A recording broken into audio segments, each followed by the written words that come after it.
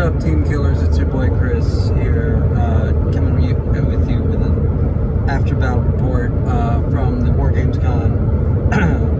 I am driving back home the day after the con. I had a lovely stay with Mr. Clay Purse, who put me up for the night. Thank you, Clay, for the offer to have a place to stay, saving me the hotel money. Great, loved it. Really appreciated it. Really made it, made the trip a lot easier.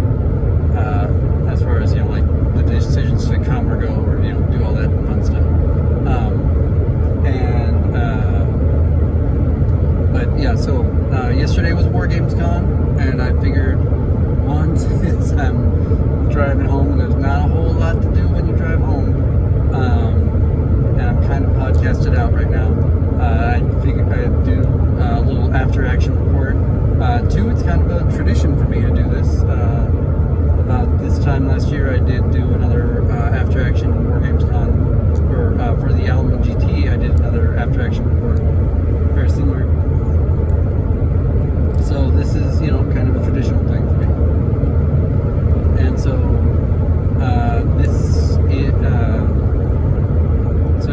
this will be what I was trying to. This will be going over some of what I did, and my overall impressions of the con. Overall, this was a very fun con to go to. I would love to do this again next year, assuming everything else goes really well. Next year coming to Wargamescon would be a blast, because it was a charity event. So the funds went towards an animal shelter in Austin or Bastrop, I don't remember exactly where. And so that was great. We had a lot of people out, and so that was real good. On the format of the con, it was definitely it's an interesting thing.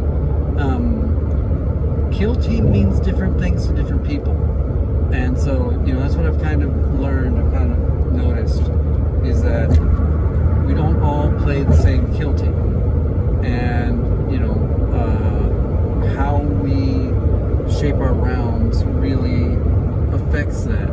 Says what we think the game is supposed to be, right? And so Jay and Vyasar, who were the TOs for the event, they definitely wanted kill team to be a very more. I guess they play a very fast kill team game, which is great. It's fun. It definitely. They're probably playing it, and I met you guys, Jay, Vyasar. Great meeting you guys, and so you guys can tell me if I'm off on this or not, but it feels like they wanted this fast-paced game, which Kill Team definitely can be. It is definitely a much faster game than Big Hammer.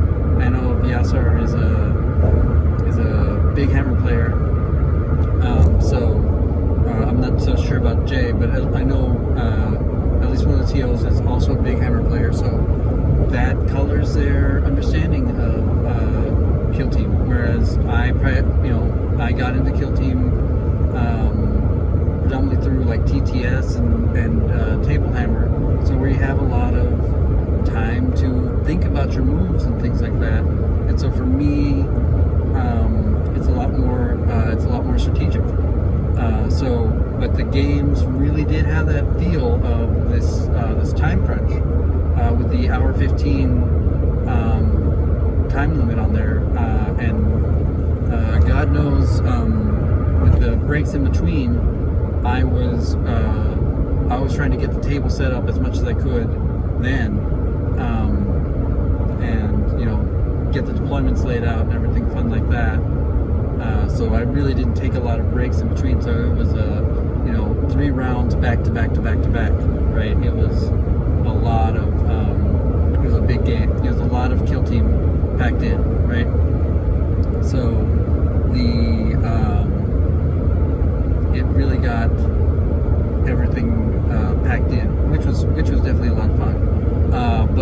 definitely impacted my play, especially on the first round, which I'll get to in a little bit. One of the things that I do hope that would happen next time, because it was player place terrain, and each table had a different set of terrain, which actually was a lot of fun. I think I might see about doing something like that maybe for my little RTTs that I do.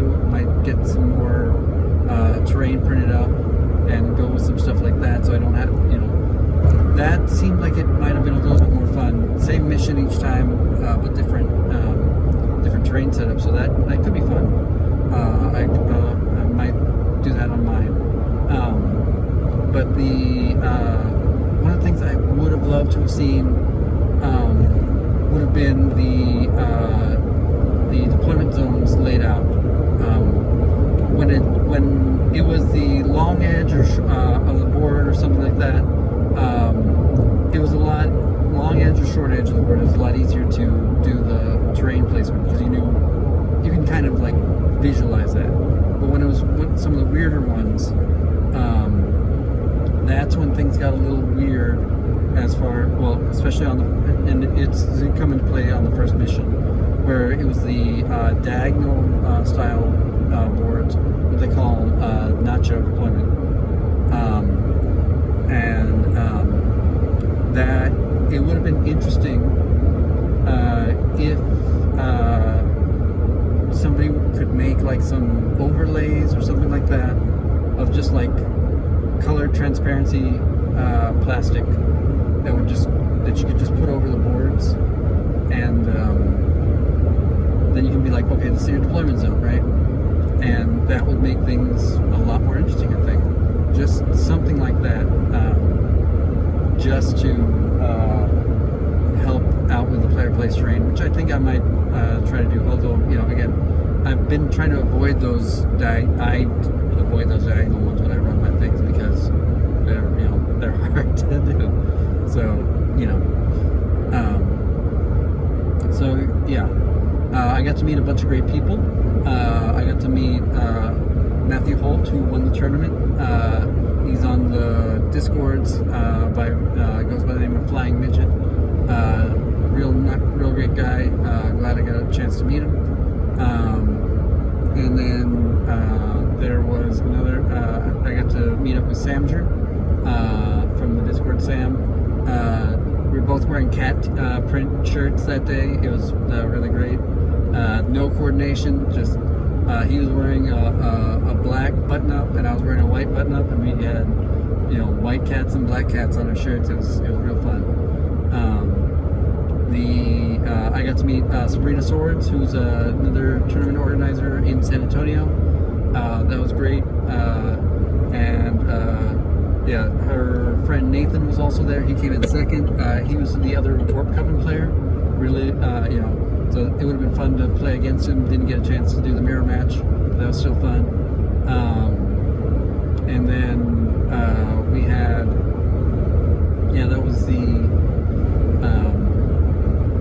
So let's see. I think that's all the people who I met who I've been made aware of on Discords and things like that. So, or through social media. I played against a few other people, but or one other person, but if I met you at the con and I didn't get your Discord handle or anything like that, put a comment in the chat below. I don't know how many people are actually going to watch this, but like, share, subscribe, all that fun stuff, right?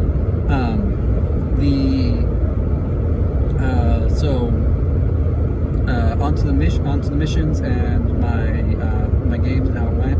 I came in 4th overall in the tournament, and that's because I got a bye round. I think if I'd actually played the last game, I might have changed it up, or if my first game had gone a little bit differently, might have changed the scores. But and so let's get into it. Let's talk about it. My first round. So the event was in Bastrop, which is about a 5 and change hour drive away from me, which is which is a reasonable Texas drive. You know, it's the same as I would have expected to go through if I went to Austin or something like that. But you know, being a noon start on a Friday meant I had to be here. I had to wake up at 5 a.m. Just to make sure that I got everything that I needed to get, right? And so, yeah, with all that going on, I left my dice bag at home, and that you know, threw me off because it had not just my dice, but it also had my tape measure, not my kill team measurement widgets. Thank God, at least I had those with me. But I didn't have my tape measure, and I didn't have my my laser pointer, and you know, other players had them, and so you know, they were I was able to, you know, get by with it, but just not having it, especially that first round, you know, coming in out of the drive and then being like, oh shit, no, I don't have my tools with me, and then going to they had some vendors there, trying to scramble around with the vendors, looking for D12s and looking for, you know, laser pointers and all this other stuff. Didn't have any. Luckily, Sam had some D12s, which worked out great for Warp Coven, and I was able to bum some dice off of some folks, and so that, you know, and I had the measurement widget, so you know, at least I had that, right? So it was work, you know, but that threw me off. And then the mission was Master the Terminals. I don't understand that mission. I've played it maybe once. Everybody talks about how it's not a good mission, and I'm inclined to agree with them. I was not happy with it, and I've never played it, and because again, I was just flustered from not having my dice. I didn't get a chance to really look at the deployment zone, so when I was placing down my terrain, I screwed myself hard. Out of being able to get to the main objective marker, I didn't get a chance to really look at the mission. I was looking at it in reverse. I thought you had to get to you scored on the outside ones and not on the inside ones, and so yeah, it just was not great for me. And it also hurt that I was going up against Matt, and he was bringing his commandos, and so I had played against him on TTS before, and our game had taken like 2 hours thereabouts, and that'll be that one, and it was 2 hours of that, and I was like, no, I can't do this, I gotta go fast. So I brought full rubrics, which was not the best, you know, it wasn't a terrible choice, but it was not the best choice, especially for that mission, right? 3 sorcerers, 3 rubrics. The sorcerers, and because of the way I placed my terrain, I couldn't like move dash onto the objectives easily without being like, you know, out in the open. So yeah, it just didn't work out great for me. And then he concealed position, or he forward deployed his boss knob with dynamite into like right up close to my guys. So that was a big threat. And then his Daka boy his rocket boy had another line of sight on me, and so yeah, I just wasn't prepared for a diagonal deployment. If we'd been able to do barricades, I think I might have been able to do that, to be a little better, but without the barricades, yeah, it just wasn't it didn't do me any favors on that map. And then and so Matthew did a great job playing. He also did a great job of getting hot dice, and I had cold dice. Like I failed so many 3-up saves, little things like that, right? And he got so many You know, AP2, AP1 shooting doesn't matter if you can't roll above 3, you know, on 4 dice kind of things. And so, yeah, it was just one of those situations. And so I scored 2 victory points, you know, on that one. So I lost hard that one. But by then, the Monster Energy drink started kicking in. And so game 2, I went up against Tau, and that was a fun one. It was a really fun set of terrain. It was like a 2-story, 3-story structure. Yeah, it was a 3-story structure. I played up against a guy named Ryan, who Ryan won the best painted competition with his Tau. I have to wonder if Ryan had played against Tau or played against Warp Coven a lot, or if it's just the nature of the beast. Again, because we don't have a lot of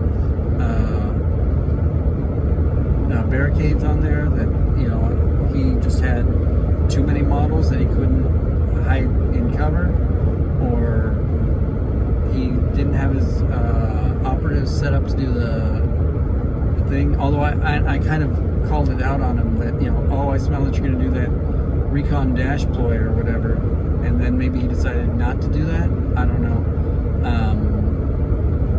Maybe he and again, maybe he was a Bastrop local, and, you know, he plays with Jay and Vyasar, and they play a lot of fast and loose kill team. And I was there with a lot of you know, with kind of more of the competitive grind set, and you know, I don't know, or maybe he was just expecting to get better luck, or, you know, that happens too. But on that one, I went 3-1-4, I want to say. Yeah, 3-1-4. And it says 3. Each of them is, yeah, each rubric is 2, so that's 4. Yeah, 3-1-4. I brought my sorcerers. The sorcerers I brought basically the same sorcerers for the first 2 games. I always brought double Tempirics and 1 Warp Fire. And my Tempirics had the bolt pistol and the staff. I'm sorry, one of my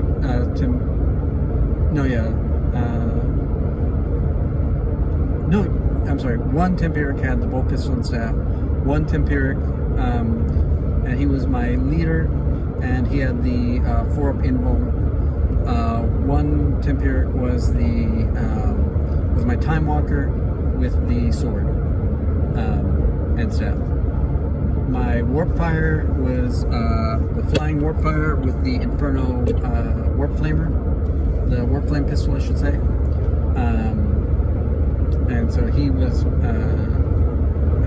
there too. And in this match, I brought the Icon Bearer and the Zangor Champion and the Zangor Icon Bearer, not the Hornblower, and 2 regular rubrics.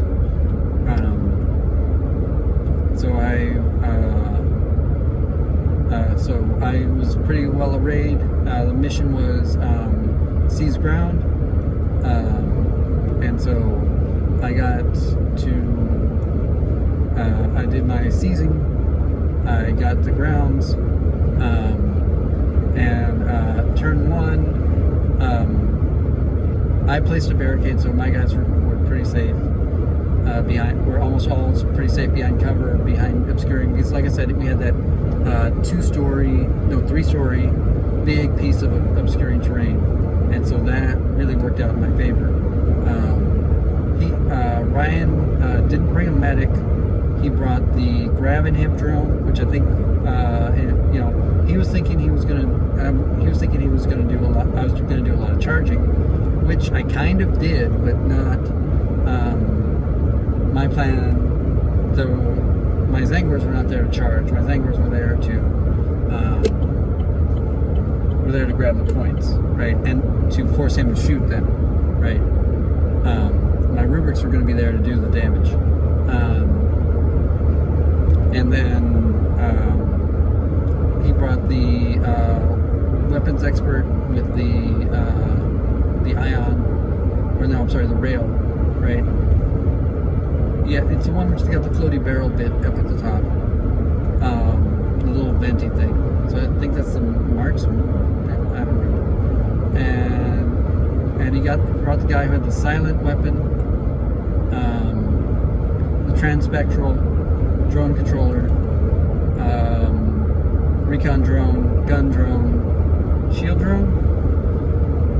I think he had one. No, I don't think he had a gun drone. I think it was a shield. He might have had a gun drone, actually, now that I think about it. He had another marker light drone. I'm pretty sure he was real used to marker light spamming. That might have been the other thing. He was expecting me to go marker lights, to do marker light spam, but again, my goats weren't there to charge.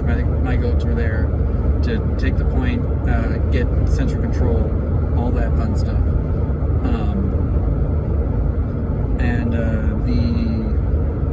So turn one, I had my sorcerer in engage, my flying warpfire sorcerer in engage. He ran. I think Ryan won, and he got his silent sniper up on a point, and he like instantly sniped one of my Zangors. But because that was the only one who could get shot, instantly, like, I want to say he instantly killed one of my Zangors, which was fine. They were not there to, that's what they were there for, right? But then I flew my Warpfire over the top, and he was bunched up, and so within Warpfire distance. So I had done the double cast, so I did Infernal Sight on his leader, I want to say. Did a bunch of damage to everybody. I think maybe the drone did alright, but I rolled hot with Warpfire, or Firestorm, I'm sorry. Got like them down to 1 or 2 health each, and then used Capricious Plan to dash them back into cover with obscurity, and into heavy cover with obscurity, and that, that was good for me. And then he did some other moves, got his points. I was able to then activate my leader, get Flux Blast off on his other special weapons. I think that took them out. So yeah, turning point 1, I had really done a number on his guys, on some of his big guns on one of the flanks. He still had his guys on the other side, but that was my Zangor heavy side, so it wasn't that terrible. Turning point 2, I think I'd gotten into central control. I did the Sorcerer's Ritual, and I was able to get my guys up onto his side, and get them, start harassing his points, making him lose control of it, and then by that time I was able to then capitalize on getting all my guys on the other side. So that worked out really well for me. And so yeah, that was a really good victory for me. And then I was set to play Sam, Turning Point 3, except that would have given somebody else who had gotten either a bye the first round, or was like 3-0, or was 2-0 going in, a bye, which would have given him like a 3-0 victory. So they gave me the bye instead, and as part of the bye, I got to play against Vyasar with his Custodes, and that was a rough one for me. I think that's probably the one I should have gone full rubrics on, just because he was bringing the shield boys, and so I'm sorry, the spear boys, and so yeah, just keeping him at range would have probably been a better bet, because yeah, just getting something like that to just stay out of distance and pelt him with shots. But anyway, so I got the bye, so it didn't count as a loss. But and because yeah, I mean, you know, you drive 5 hours, you want to play some Kill Team, right? So even though it didn't count, I still got a chance to have a good, fun game. So yeah, it was fun. I want to do this again. Yeah, player place terrain is a lot of fun. You can't blame the terrain as much when you place it yourself, right? And I think there's a lot to it. And like I said, the one thing I think that could have been very helpful, and something I'm going to look into, is just some sort of plastic thing I could put over something to signify the deployment zones, and then and then I need to buy some more sticky tack, blue tack as it's sometimes called, and put that, bring that with me so I can tack the objective markers. Thanks Glass Half Dead for the objective markers. I brought them with me and they helped out a lot, and yeah, going from there, we were definitely having that would definitely help going forward. So yeah, all in all, a good time.